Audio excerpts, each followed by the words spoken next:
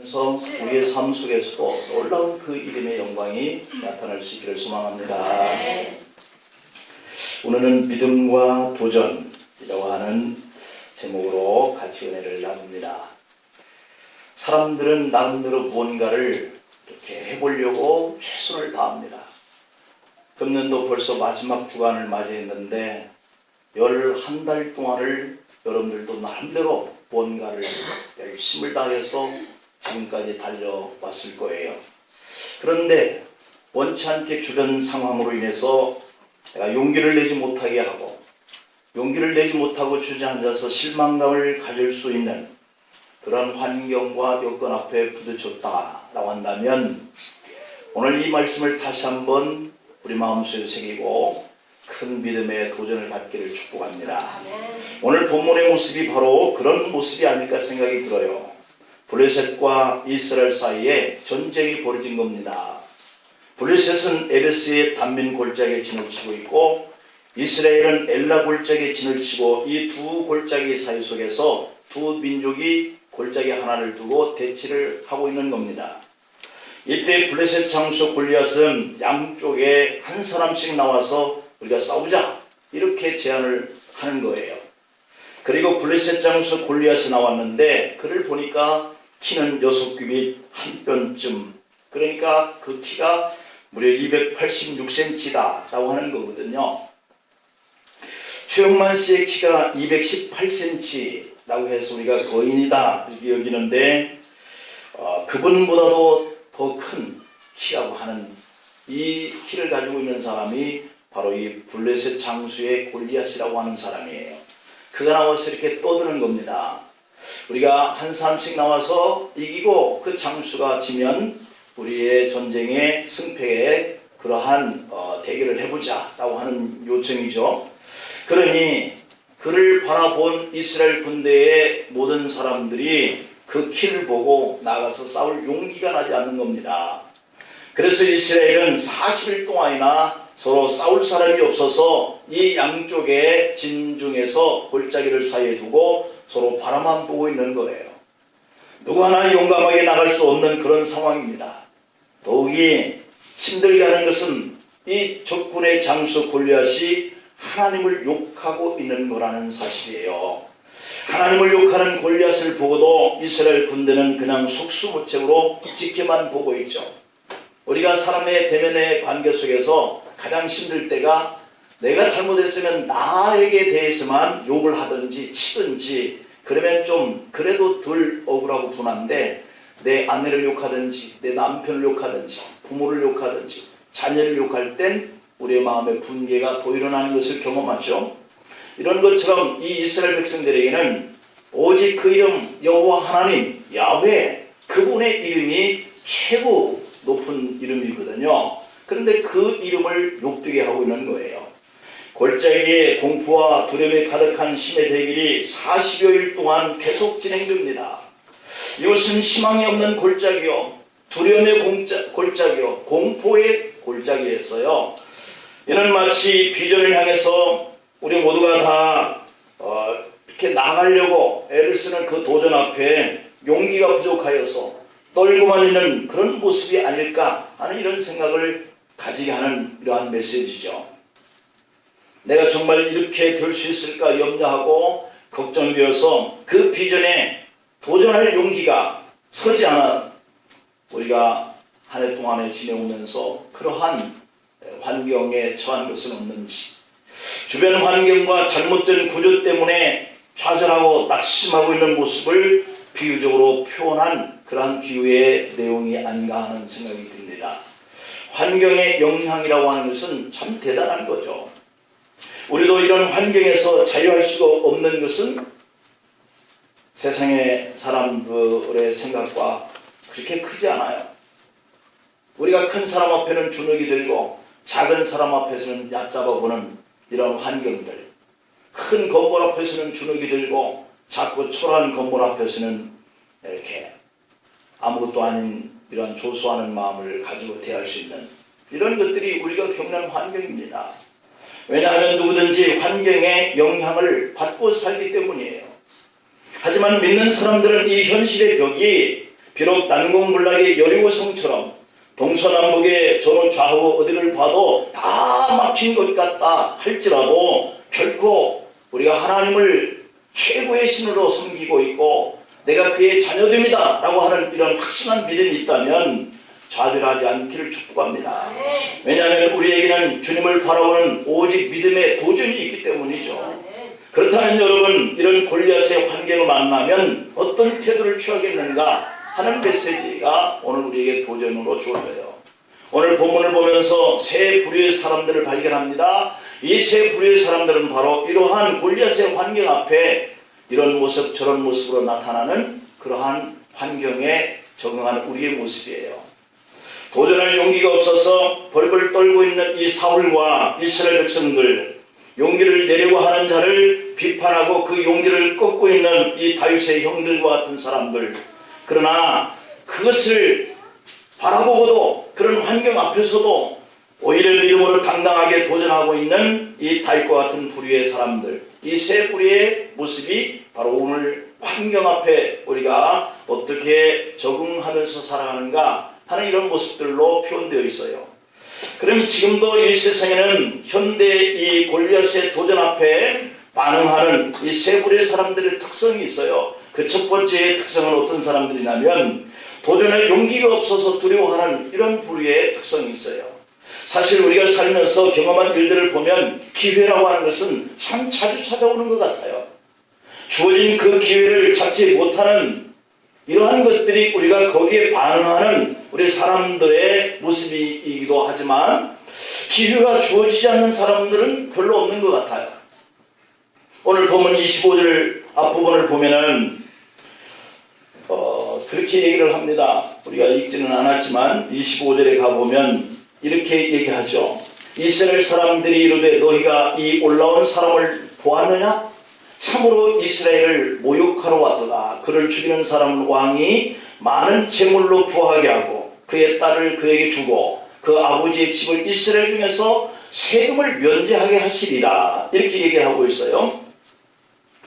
이 블레셋의 골리앗을 앞에 두고 사울 왕은 이 군인들에게, 그 군대들에게 기회를 주는 제안을 내놨다라고 하는 것이 25절의 내용이에요.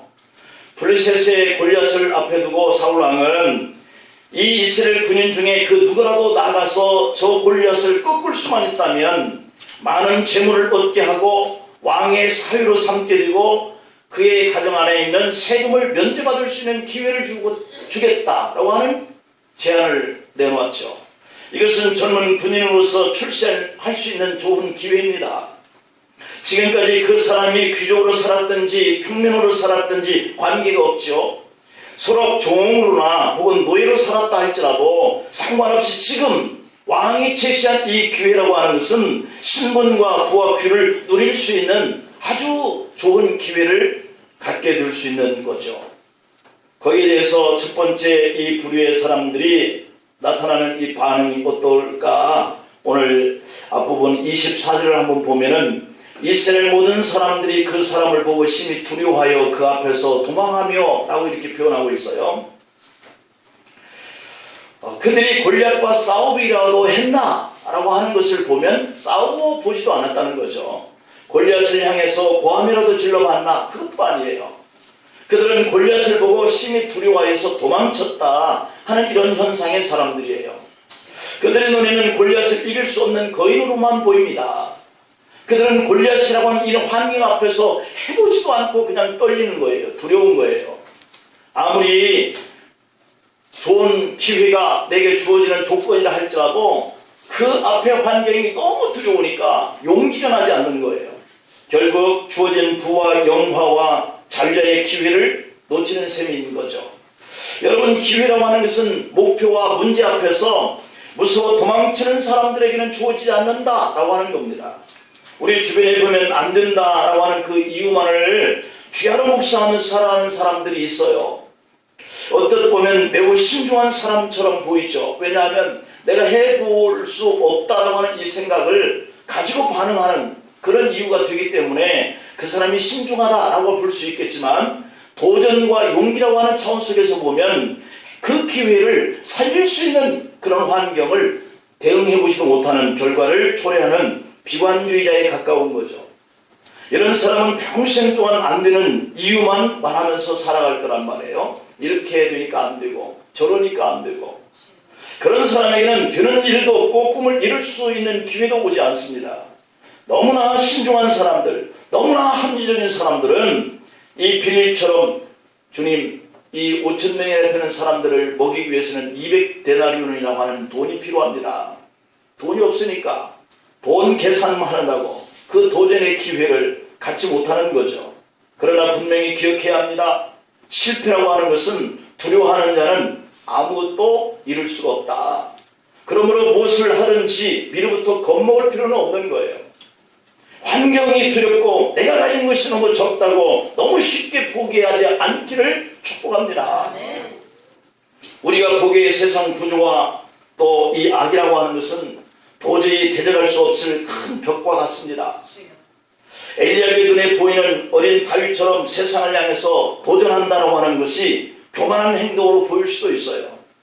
나 한 사람이 잘한다 해서 이 세상이 과연 뭐가 달라질 수 있을까라고 비관적인 생각을 해서도 안 되는 거죠. 수천 년간 내려온 세상의 구조적인 이 폐악이 어떻게 하루아침에 바뀔 수 있겠습니까? 그러나 여러분, 우리가 세상을 너무 크게 보고 있는지도 몰라요. 골리앗처럼 대적할 수 없는 상대라고 미리 정해놓고 아예 포기하고 있는지도 모른다는 거죠. 하지만 우리 스스로가 포기하면 어쩌면 세상은 지금보다 훨씬 더 악해지고 더 타락해질 그러한 가능성 앞에 놓여 있는 거죠. 그러면 우리 자녀들은 더욱더 폐악한 세상에서 살아가야 되겠죠.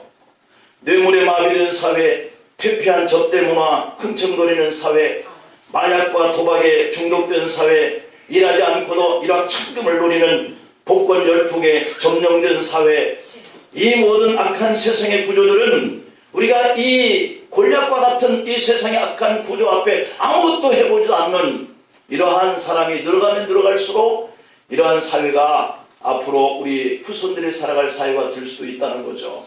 그것이 사람이든지 못된 습관이든지 아니면 취미생활이든지 하나님이 미워하시는 것이라고 한다면 지금 내가 한 사람이 그것을 제거하고 안 하고 하는 것에서부터 이 사회와 이 국가, 이 민족의 삶의 환경이 달라진다는 거죠. 민수기 33장 55절에 보면 너희가 만일 그 땅의 원주민을 너희 앞에서 몰아내지 아니하면 너희가 남겨둔 자들이 너희 눈에 가시와 너희 옆구리에 찌르는 것이 되어서 너희가 거주하는 땅에서 너희를 괴롭히게 할 것이요 라고 했거든요. 그런데 이 말씀의 의미를 보면 만약에 우리의 죄의 습성이나 그 가능성까지 완전히 버리지 아니하면 그것 때문에 내가 괴롭게 되고 그것 때문에 내가 망하게 될 수도 있다, 그런 뜻이거든요. 그런데 여호수아 15장 63절에 보면 유다 자손은 여부스 족속을 완전히 쫓아내지 못했다라고 기록되어 있고 여호수아 16장 10절에 보면 에브라임 지파는 가나안 사람을 완전히 쫓아내지 못했다라고 기록되어 있어요. 결국 이들이 쫓아내지 못한 이 민족들로 인해서 이스라엘 백성은 가나안 땅에 들어가서 우상 숭배에 빠져들고 그 죄 때문에 타락의 중심지가 되어서 바벨론으로 끌려가 70년의 고통을 나라 잃는 소름 속에 살아갑니다. 그러므로 지극히 작은 죄라고 할지라도 그것을 무시하거나 그것을 소홀히 여기는 이러한 일이 되어서는 안 되고 그러한 일들을 제거하는 일에 용기를 발휘하지 않으면 안 되는 거죠. 골리앗의 고향은 가드 지역이라고 그럽니다. 이 가드라고 하는 이 지역은 이스라엘 사람들이 가나안 땅을 점령할 때 완전히 점령하지 못하고 약간의 사람이 남겨져진 그러한 공간이 바로 이 가드라고 하는 지역이에요. 바로 그 지역에서 이 골리앗이라고 하는 사람이 태어났다고 하는 것은 참으로 우리가 큰 충격이 아닐 수 없어요. 만약에 그것을 다 제거했더라면 오늘 이 골리앗을 보고 두려움에 떨 필요가 없었을 터인데 그곳에 사람들을 남겨두었더니 그곳에서 바로 이 골리앗이 태어난다는 얘기죠. 하나님의 말씀을 완전히 순종하지 않은 결과로 감당할 수 없는 시련이 되어서 만난 거예요. 내가 싸우는 것이 아닙니다. 하나님이 대신 싸워주신다고 하신 이 사실을 믿으시기를 축복합니다. 그러므로 어떤 환경 앞에 서든지 여러분 골리앗처럼 거대한 그런 환경 앞에 서든지 미리 정해놓고 두려워, 안 돼, 할 수 없어, 포기해, 이런 부정적인 이것은 질성이다. 그 모양으로 볼을 쓰기를 축복합니다. 두 번째로는 비판하며 용기를 꺾는 사람들의 특성이 나와요. 블레셋의 거인 골리앗 앞에는 또 다른 부류가 있는데 그들은 비판하는 사람들이었다는 거예요. 한 사람은 용기가 없어서 싸우지 못하고 도망가는 사람도 문제지만 뭔가 그 환경과 여건을 보고 비판하기 시작하는 사람, 이 부류의 사람도 위험한 부류의 사람들이에요. 비판하는 사람들은 골리앗의 환경에 도전하고자 하는 사람들의 용기마저도 꺾었다는 거거든요. 오늘 본문의 앞부분에 28절을 한번 보면 큰형 엘리압이 다윗이 사람들에게 하는 말을 들은지라 그가 다윗에게 노를 바라여 이르되 네가 어찌하여 이리로 내려왔느냐 들에 있는 양들을 누구에게 맡겼느냐 나는 네 교만과 네 마음의 완악함을 아노니 네가 전쟁을 구경하러 왔도다. 지금 이렇게 비판하는 것은 다윗의 형입니다. 큰형 엘리압이 다윗을 가리켜 너 교만한 자다. 마음이 완악한 자다. 왜 이와 같이 전쟁 근거하는 전쟁판에 구경을 하러 왔느냐는 거죠. 그러니 너 정말 주제 파악할 줄 모르는 녀석이다. 이런 거죠. 이처럼 우리 주위에 보면 자기는 아예 도전조차 하지 않으면서도 큰맘 먹고 도전하려고 하는 사람을 비판하는 사람들이 있다는 거죠. 비판하는 그 말 때문에 용기를 내려고 하는 사람이 기가 여지없이 꺾여져서 도전하려고 했던 그 일을 포기하게 되는 이런 경우가 참 많아요. 특히 엘리압처럼 가까운 사람일수록은 그 영향력이 더 큰 거죠. 아예 알지 못하는 사람들이 비판한다면 그냥 지나칠 수 있겠죠. 서로가 교류가 없는 사람은 어떤 말을 해도 내가 가는 그 길에 브레이크가 잘 걸리지 않아요. 그런데 조금 그 사람을 안다든지 약간 교류가 있는 사람이 그를 비판하게 되면 그 낙심이라고 하는 것은 큽니다. 그리고 하고자 하는 그 일에 브레이크가 걸리는 거예요. 여러분, 약점을 들추어 비판하는 것은 마귀가 가져다주는 참소라고 성경은 그래요. 사람들의 약점을 노리고 공격하는 것은 마귀의 짓이다. 아버지의 약점을 보고 떠버리던 함은 하나님이 그를 저주했다라고 성경은 말씀해요. 동생 모세의 약점을 보고 비판하며 소문을 퍼뜨리던 미리암은 문둥병에 걸립니다. 엘리사를 놀리던 아이들도 저주를 받아 곰에게 물려 죽습니다. 오늘날 이 시대의 탁월한 사람들을 보면 그들의 특징은 비판주의자들이 아니라 자기와 함께 일하는 사람들의 장점을 보고 그들을 높여 사용하는 그런 눈을 가지고 있다는 사실이에요. 결국 내가 한 비판은 또 다른 비판이 되어서 나에게 돌아오거든요. 더욱 무서운 비수가 되어서 비판을 받게 되어 있습니다. 그래서 예수님은 마태복음 7장에 1절로 3절에 보면 비판을 받지 아니하려느냐 이렇게 물어요. 그렇다면 비판하지 말아라. 너희가 비판하는 그 비판으로 너희가 비판을 받을 것이요 너희가 헤아리는 그 헤아림으로 너희가 헤아림을 받을 것이다. 어찌하여 형제의 눈 속에 있는 티는 보고 네 눈 속에 있는 들보는 깨닫지 못하느냐 이렇게 묻거든요. 그러므로 이제부터는 우리가 가정에서든 직장 안에서 사업장이든 교회 공동체든 이 사회 속에서 누구와의 관계하든 일들 속에서 그 환경 때문에 그 환경 앞에 움츠려 있는 그런 사람들을 향하여서 이렇게 비판하는 것보다는 칭찬하고 사랑하고 격려하고 부정적인 눈과 비판하는 그런 입술을 버리고 긍정적인 눈과 도전의 기회를 살려서 목적을 성취하시기를 축복합니다. 마지막으로 한 부류는 있는데 이 믿음으로 당당하게 도전하는 사람의 특성이 있어요. 본문을 보니까 모든 사람들이 두려워서 떨고 있을 때 도망할 때에 도전할 마음조차 갖지 못할 때에 이 소년 하나가 도전자로 나섭니다. 그는 바로 양치기 소년 다윗이죠. 모든 사람들이 다 주저하고 있을 때 우리가 32절 한번 볼까요? 다윗이 사울에게 말하되 그로 말미암아 사람이 낙심하지 말 것이다.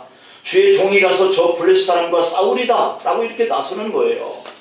어린 소년 다윗이 이스라엘 왕인 사울에게 이렇게 말하는데 왕이 듣기에 그 내용이 정말 기가 막혀요. 저 골리앗 때문에 낙담하지 말라는 겁니다. 오히려 이 소년이 사울 왕을 향하여서 그렇게 말을 해요. 그러면서 자신이 나가서 싸우겠습니다 라고 말합니다. 사울 왕도 두려워서 떨고 있는데 어디서 소년 하나가 오더니 골리앗 앞에 두려워하지 마세요. 낙담하지 마세요. 아무도 나서는 사람이 없는데 소년 다윗이 나와서 싸우겠다고 나섭니다. 그러자 사울 왕은 본문 위에 33절에 보니까 사울이 다윗에게 이르되 네가 가서 저 블레셋 사람과 싸울 수 없으리니 너는 소년이다 이렇게 말해요. 사울 왕이 보기에도 전쟁터에 나가서 이 골리앗과 싸울 만한 사람이 되어 보이지 않는 거예요. 사울 왕이 보기에 아직 전쟁터에 나와서 싸워서는 안 되는 소년에 불과한 거예요. 그때 다윗은 사울 왕에게 34절부터 36절에 보면은 주의 종이 아버지 양을 지킬 때 사자나 곰이 와서 양떼에서 새끼를 물어가면 내가 닦아서 그것을 치고 그 입에서 그 새끼를 건져냈습니다. 그것이 일어나서 나를 해하고자 하면 내가 그의 수염을 잡고 그를 쳐 죽였나이다. 주의 종이 사자와 곰도 쳤는데 살아계신 하나님의 군대를 모욕한 저 할례받지 못한 블레셋 사람이니까 그가 짐승의 하나와 같이 될 것입니다 라고 이렇게 말해요.